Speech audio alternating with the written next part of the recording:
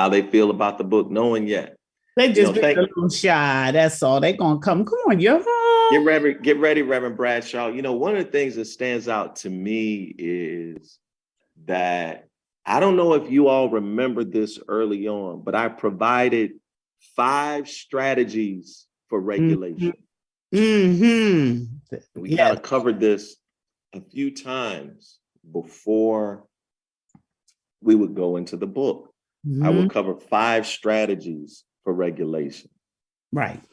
Self-regulation, because if we're not careful, other people and predicaments can kind of get us off kilter, right? Right. And so I wanted to equip the saints with some tips and tools to kind of get recentered, right? When somebody says something that causes you to go back to file 13 and kind of pull out words that you've kind of put in the back of the drawer. It's not gone completely. Right. It's just back there in the file. Right.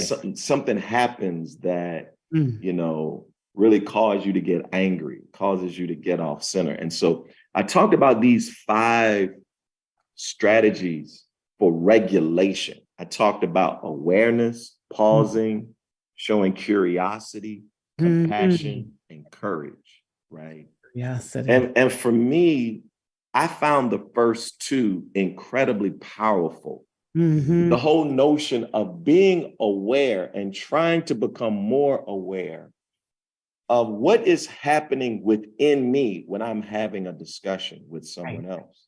Right. When I'm having an experience, or what are the beliefs that are being triggered? What are the emotions that are being unleashed? And really trying to be aware of that.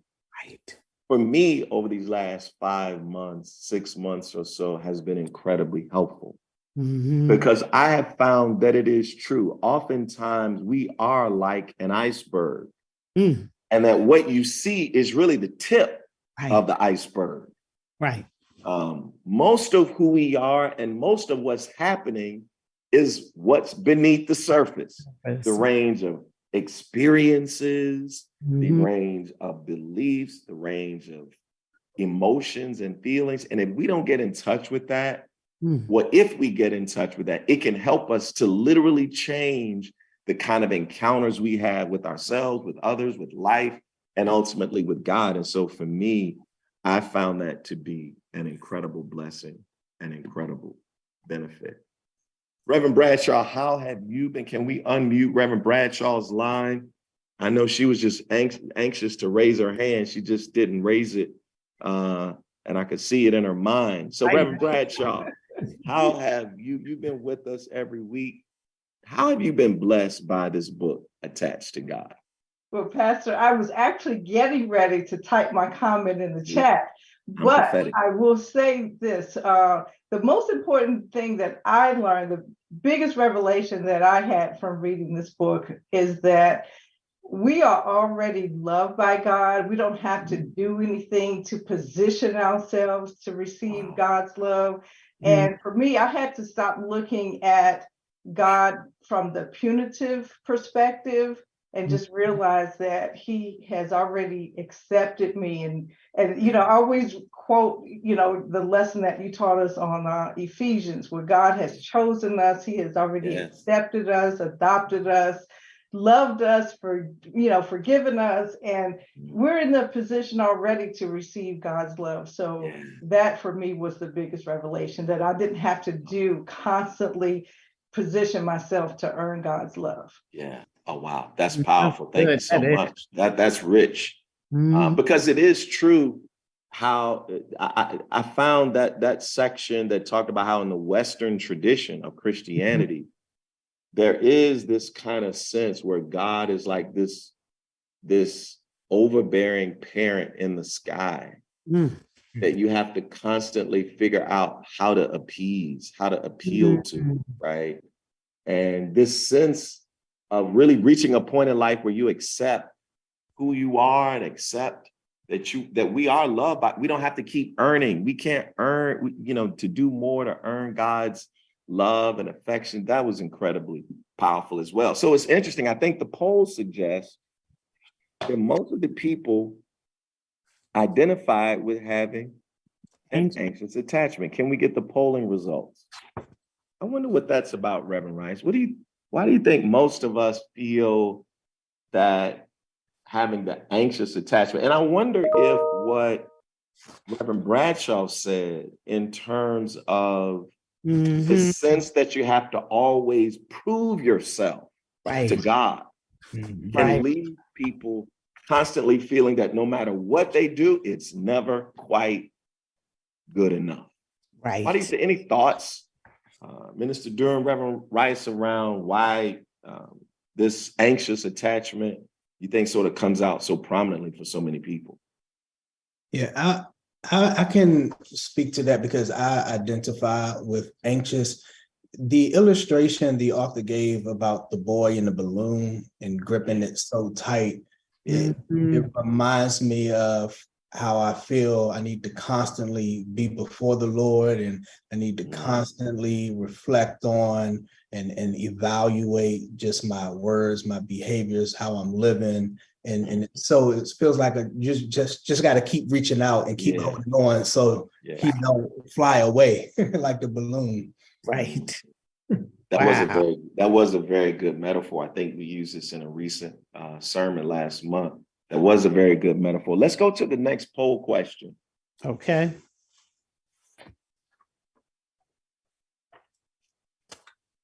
Let's go to the next poll question, number 2. Next poll question is, in what way did the book most help you adjust your mindset regarding your attachment style? Let's go to answering this question. Do you feel free to express yourself? Did the book help you to feel better knowing that you're not alone in feeling the way you feel? Did the book help you to understand why you feel the way that you do? Did the book better help you to understand a different way to articulate your feelings? I really want to jump in on this one right here because I've been working on a particular discipline that's related to the first one in feeling freer to express yourself. I sort of identify as an empath.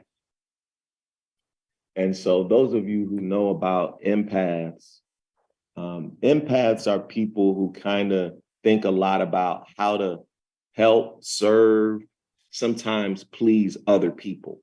An empathic person is oftentimes thinking about others more than themselves. And in general, being empathic is not a bad thing. You know, we should be empathic, right? Scripture talks about that. The problem is if you're not careful, being empathic can set you up for being manipulated and abused, and even being involved in relationships with people who have no problem taking. There's a therapist who talks about the human magnet syndrome, and he talks about the way in which empaths, if they're not careful, if they're not conscious, can find themselves connected with narcissistic personality types. And the reason is because the empath is always thinking about giving, always thinking about the other person. And the narcissist is always thinking about taking, right? And so this can be a bond that if you're not careful, you can find yourself in. You can find yourself with friends and you all go out and you're always paying. Right. You know, you go out, you have a little dinner, and you say, oh, I'll get it this time. And then next time you go out to dinner, the check comes and they go to the bathroom. They go to the bathroom. Oh, God. You know, they hadn't thought about it. And then you cover it the second time. Third time you go out, you know, hang out, have a little dinner, drinks, whatever. And the bill comes and it's like crickets. They act like nothing's happening. And if you're an empath, you can always feel this sense of needing to reach for that check. Right? Yeah, like think going the extra mile. Right. And if you're not careful, you can think the relationship is working, but it's working because you're always giving and they're always taking. Right. Going there. Yeah. Wow. So, Mm. so for me, this journey has really helped me to give permission to myself. And so empaths, if they're not careful, they can struggle with giving voice to their own wants, thoughts, and needs. Right. Because they're thinking, if I express how I feel in this moment, he or she's not going to like me. They're going to judge me. They won't want to be around me. He might leave me. She might talk about me. They might think I'm a bad person. They might misunderstand, what I'm trying to say, right? And so empaths can't, if they're not careful, if they're on the insecure spectrum of empathy, they can end up suppressing more than they express. Right. Somebody listening to me right now, you are caught in a situation right now. You want something, you desire something, you believe something, but you struggle with telling your friend, telling your partner, telling your husband, telling your wife, telling your child, no, I don't have the money to spend on those new $900 shoes that you want. Wow.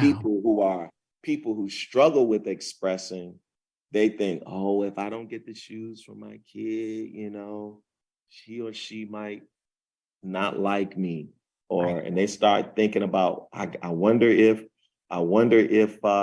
the child's friends' parents are getting them the shoes, and then I don't want my kid to not have them. And they start thinking about all these different kind of things. And over time, you're not being true to yourself. So for me, this first one in our poll tonight of really getting comfortable expressing yourself.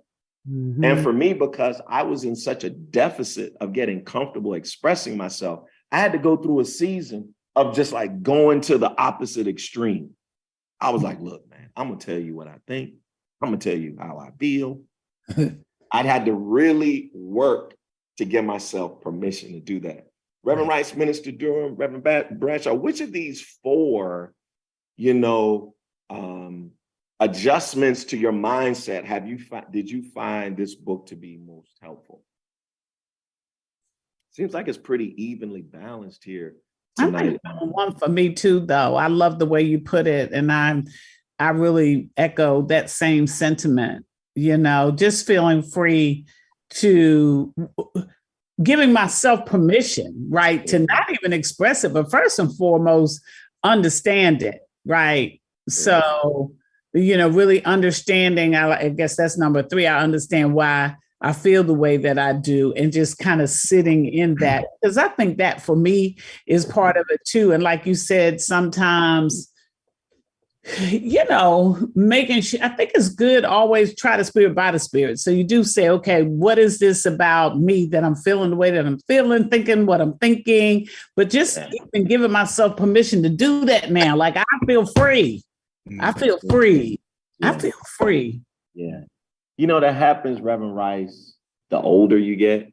Yeah, I believe that too. The older you get, man, you just don't care. You like, man, hey, look, exactly. Just don't care. I mean, really, there's, and I don't know if that's a bad thing, but I think, the older you get, the more wisdom you get, the more you realize that trying to appease other people doesn't get you anywhere. It doesn't get you anywhere. And at the end, you look back, you're like, man, it's been 15 years and they still treating me the same way. They're still taking me for granted. And so I think the older you get, you kind of get comfortable. You should get comfortable in being yourself. It's like people hit a certain age, it's like, man, I'm coming out. Right. Right. No, you're right. You're right. And that can be, that's applicable to a range of kind of, issues that people. But I think you get to evaluate what you start thinking differently about what matters as you mature. Yes. I like that. For a long time. For a long time. I never really struggled with it, but I had a lot of people, really would give me grief that I wasn't Greek. And I would meet guys and they would say, are you Greek? And I say, no, I'm African American. And So, I mean, I would like get this all the time, like everywhere I'm going, like, oh, you know, are you this and are you that? And I assumed you were this. When you gonna? Right. I get these, you know, people push and prompt. But after a while, I said, you know, man, I thank God for those in fraternities and sororities. You know, they've contributed a lot to our progress as a community, as a people. Just haven't felt, and I had to get comfortable with that. Like, no, I'm good, you know. That's not gonna make or break you, you know. Yeah. So what's our polling results on question number 2? Okay. What's the results? Here we go. All right. I feel better knowing that I'm not alone in feeling like this. That's pretty powerful. You know, a lot of times, you know, and you all have heard me use this example over and over and over. You're probably tired of hearing it. But I think it's in 1 Kings chapter 18. Right. Elijah struggled with this feeling that he was all alone. Right. And it caused him to develop suicidal thoughts, kind of give up on God, give up on life. He separated himself from people. He hid up under a juniper tree because he thought he was the only one going through what he was going through, right? And, you know, one of the benefits of like reading a journey like this and reading these other stories and being in like a group like this and hearing other testimonies is you realize that you're not the only one struggling with what you're struggling with, right? That you're not the only person having relationship or marital challenges, that you're not the only believer, right, who's kind of feeling spiritually, you know, like that you're stagnant right there, that there are other people, you know, going through what I'm going through. And that can be incredibly helpful. So it seems like most people sort of said that. The close second is people talked about, I understand why I feel the way that I feel. Man, that's really powerful, right? When you get in touch with understanding why you feel sad in certain instances, why you feel relieved in others, that's when a breakthrough can come. And so thank you for that. Let's go to the third question. Minister Durham, Reverend Bradshaw, feel free to jump in. Others of you in the Zoom, while we keep your membership at the church active, please raise your hand. Come out here and raise your hand. We are considering, we're taking notes of names. We're considering moving you to inactive status if you can't comment on have you been blessed by this book. All right. Question number 3.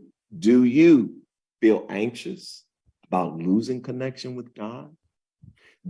Do you want closeness but are afraid about punishment, right? And being what? Because that one's not finished. Let me look on my note. And being judged. And being judged. Yeah. Thirdly, do you feel afraid about being overwhelmed by emotions? Let's answer question number 3. Pastor Coates, while the poll is going on, I just wanted to jump in and say something about the impact. You know, I think that we who are in ministry, actively involved in ministry, we all need that empathic perspective in, you know, to be able to minister effectively. But I do think on the one hand, it's a positive, but on the other hand, it can be a negative because we're always trying to validate our ministry, if you will, by how we respond to others. And if we don't agree with what their agenda might be, then we kind of put ourselves in a position to say, well, if I say no to this person, or if I don't support this person and what they're trying to do, then they might not see me as an effective minister or an effective, they won't see me as a supportive minister if we're not following along with their agenda. Thank you so much for that, Reverend Bradshaw. One of the things that I learned, not just from this book, but also in combining the book with conversations with my therapist, is in light of that, is I would have a tendency to not speak directly to people. Mm. You know, and because I didn't want to offend people, I didn't want someone to take it the wrong way. I would be very indirect, and I would leave those exchanges thinking, I just communicated to person so-and-so, they need to come to work on time. That's just hypothetical. I think I communicated that. Right. However, what they left thinking is, he don't really care whether I come to work on time or I have a choice. And I've learned and cultivated the capacity once I started. I'm not saying be offensive to people, but you got to communicate your needs, your wants, your thoughts, desires, to be direct. And look, communicating your feelings to someone else and standing on that enables someone else to make an authentic, genuine decision on the other side of that transaction or the other side of that exchange. They have the right to communicate their own wants, thoughts, and needs and desires. Right. And you all can then come to a sufficient middle ground. But if I'm not clear, then the other person is not going to be clear about what I'm really requesting. This would always be an issue as it came to sort of overseeing staff in the past, right? Mm-hmm. I tended to be up at a very 30,000 foot level. Mm-hmm. And I wouldn't be granular. I wouldn't come down here. I'll be way up at a 30,000 foot level. And months and years of continued behavior going by. And then what would happen is I would get 5 years down the road of having the same conversation. I would just be like, man, I'm done now. Like, you can't keep doing this. Did you guys work with me today? Because I had that same conversation with 3 people about showing up for work on time. So I promise you, I was not eavesdropping, right? and what would happen is 5 to 6 years of dealing with this same behavior. Now, I've gotten to the end of my rope now. Right. I'm like, time to go. So then when I meet with the person, like, all right, may the Lord watch between me and thee while we're absent one from another. Amen. They were shocked. Right. They were surprised. Mm-hmm. So I think it's important to be much more direct, and this book has really helped me to really do that. One of the things that I struggle with is, and this has come out even in my counseling as well, is a need to your point, Pastor Coates, about just being able to say, express yourself and be okay with that. And my need to be overly concerned about being understood. Mm-hmm. Right. And so, just communicating and, qualifying everything, okay, but I didn't, and I just want to make sure, different expressions that I would put in just to make sure. And I think to Reverend Bradshaw, that sparked that in me, because a lot of times you don't want to hurt people's feelings. You want to make sure that you're saying what you need to say, but you don't want to offend anybody. And I know I can tend to be somewhat direct, but just an over desire to be understood. Yeah. And when you do that, that's so powerful. And when we do that, we get caught up in over explaining. I don't know if any of you in the room or in the Zoom or on any platform struggle with over explaining, where you give your statement, your feeling, but then you take the next 10 minutes explaining why you got there and what happened, over explaining. And they actually say that over explaining is a trauma response. I believe that.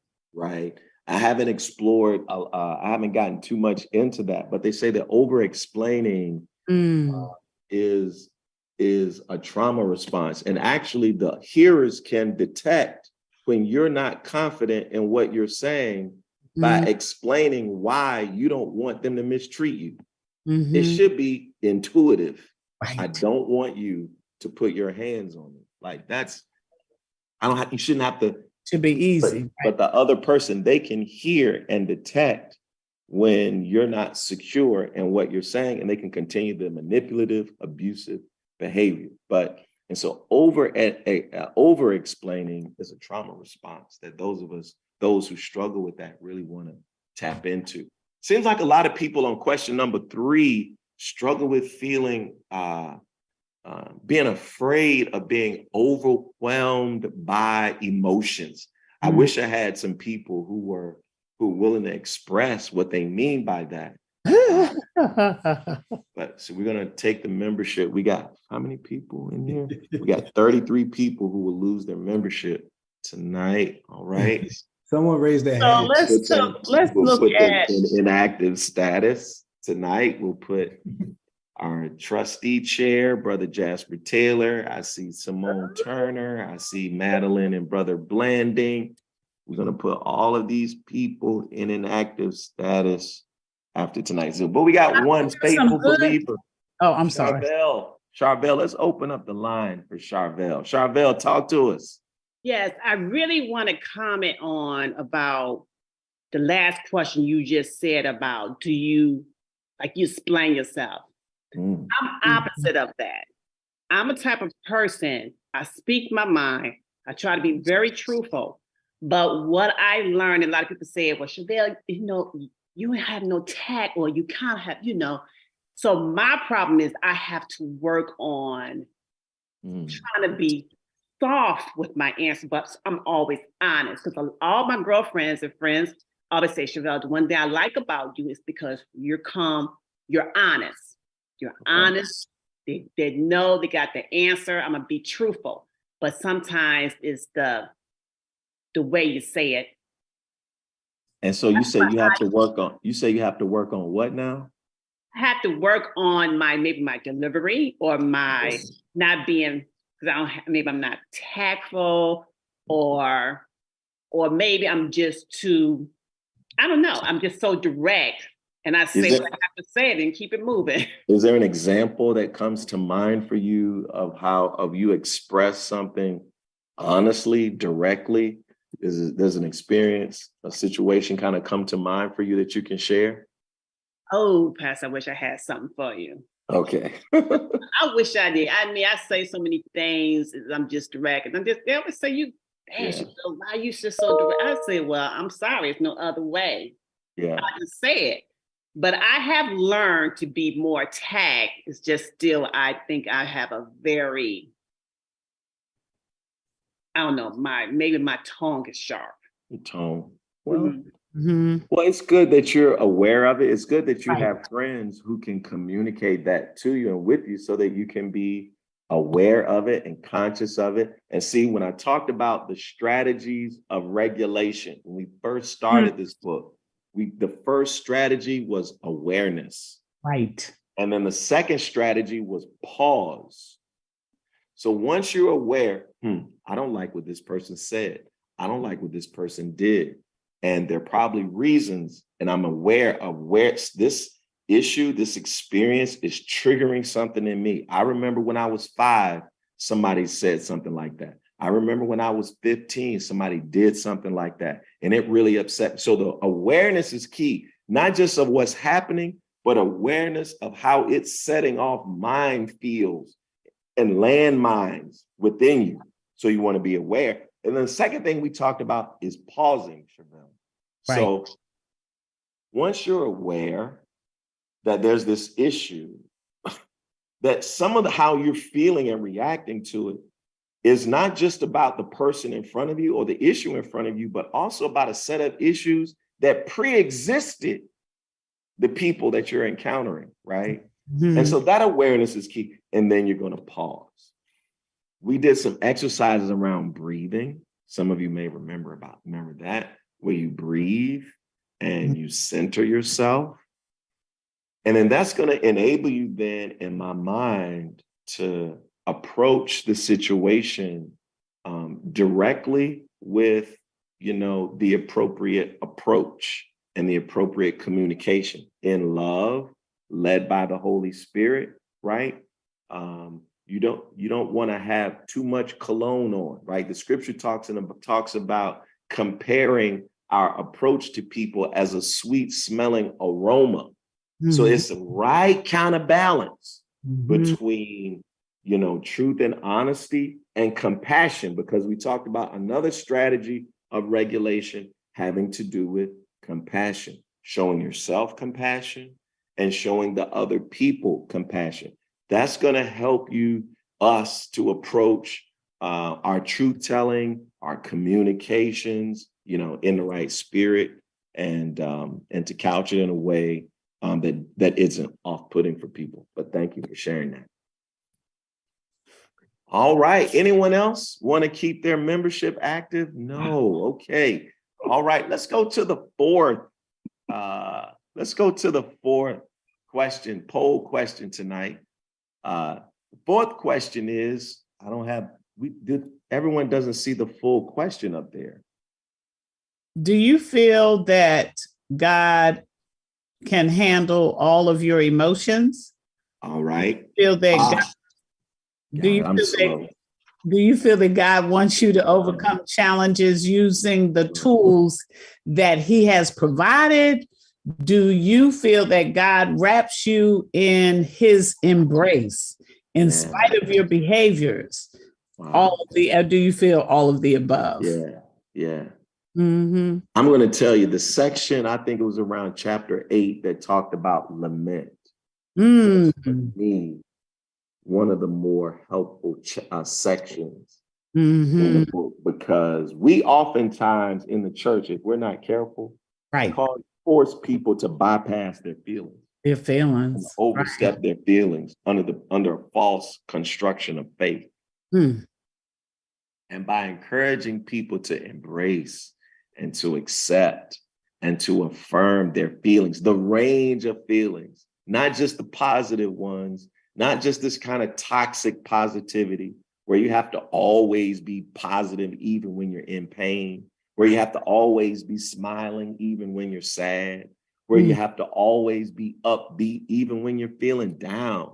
And so these sections, the sections of the book that really invited us to show compassion for the range of emotions and feelings that God gave us, was really a blessing to me, right? To know that I can, if someone says, how you doing? I'm not doing too well today. Right. I'm not feeling well today. I'm really sad. Right. I'm really remembering, the first dog that I had that died, Casper. For some reason, I started thinking about Casper. I mean, I'm not sad about Casper. I'm just saying, if I was. So just embracing the range of feelings, I thought was really a great contribution to the for me, Doc, the chapter on From Shame to Delight was chapter, I think it was 9. But the piece that really, really stuck and resonated with me was when the author talked about finding ways to enter into a yield state with God.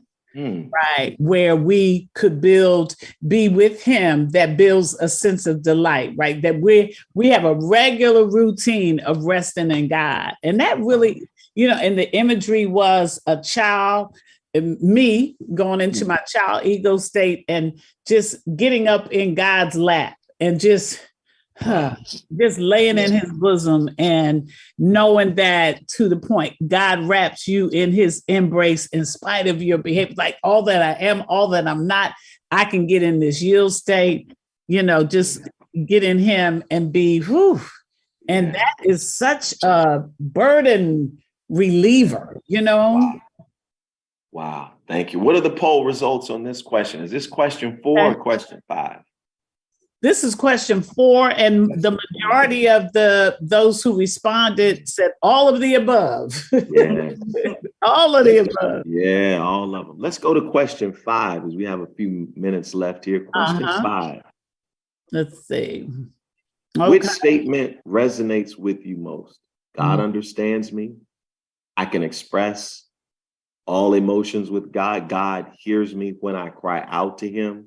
Or God alleviates my fears. Which of these emotions resonates with you? Minister Durham, any thoughts about why so many people, in particular men, you work with the men in our church? It's interesting to me that so many people talked about in the last two questions ago about their emotions.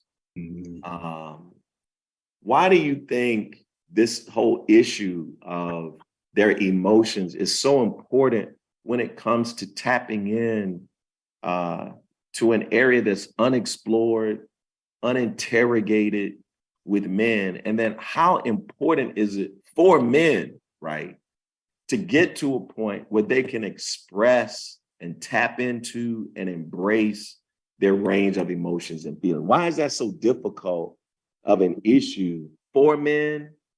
And why is it important for men to be able to tap into that particular space?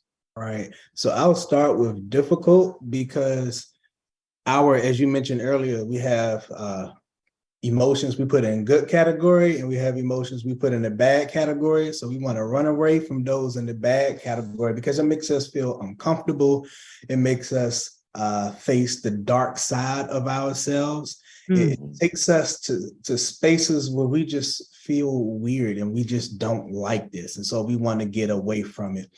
But what's important about it is so like God gives us all these emotions, and I believe he gave them to us for a reason, because our emotions motivate us to go certain spaces and do certain things.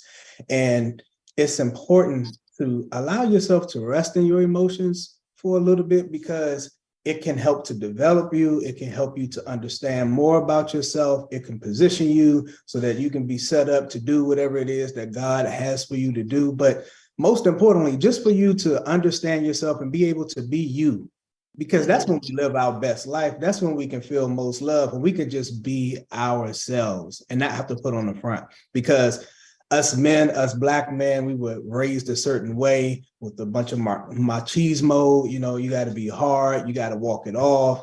You know, don't say you hurt my feelings. Say you made me mad. So get mad about it, because we're okay with anger. Men are okay with experiencing anger, but we're not okay with sadness and hurt feelings, because that makes you soft according to how we come up.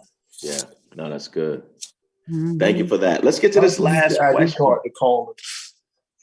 Let's get to the results here. I can express my emotions with God. Awesome. Question number 6, and our final question tonight.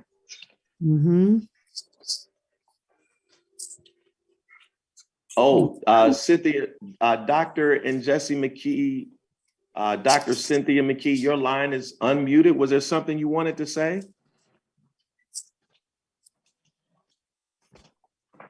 No. Let's mute that line. Okay, question number 6. Which statement is more meaningful to you? God affirms me, God lifts me, God redeems me, God validates me. Everybody so far, except one, is saying all of the above. Wow. I want to bring up something here, because I identify with that one person who said God lifts me. For me, that's what stands out here, because Reverend Rice, it reminds me of the preacher who says that God makes up for a lot of us. We're so frail and we're so fragile and we're so flawed, but God still lifts us and he makes up for so much of us. So that stands out to me in the series there. Wow. Minister Durham, Reverend Rice, Reverend Bradshaw, thank you so much to our admin team. Thank you so much. Hey, everyone. We have completed our journey through Attached to God. I want to thank you for logging in tonight and continue to take time to go through this book, right? Go over it again. I know I will at some point next year. Look, we're going to take a break on Wednesday nights. We're going to come back on Wednesday, January the 18th. Wednesday, January the 18th. So we'll have a break right here for our winter break, and we'll come back. We're going to come back to having different breakout classes in the new year. So look for the class for your demographic and get ready to sign up for that. For those of you in Zoom who did not raise your hand, you'll have to come into the office to renew your membership to the church. I gave you a chance, but you didn't want to do it. All of you in the Zoom who did not, even the chair of the trustees will have to come in and renew your membership to the church. I'm just kidding. Look, you all have an amazing new year. We want to see you Christmas Day. We want to see you New Year's. I'm so excited about what we're seeing in the church. We see slow movement to us getting back to some sense of normalcy. If you had not been to the church in person, I want to encourage you to come every Sunday.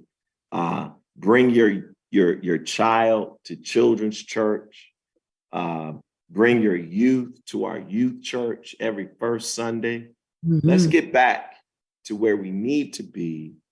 Get involved. Everybody who was in the ministry, get involved. And if you've been supporting the church, thank you so much. If you still are on edge and you feel more comfortable logging in, continue to log in, continue to support, continue to sow, continue to give, because the work of the church continues to go on. And you all be blessed, and we'll see you on January the 18th. Hey, I see folks in the chat. Michigan is in the house. I saw someone else in Florida. God bless you as well. Y'all be blessed and go in peace. See you next time. God bless. Good night, everyone. Good night. Good night. Good night.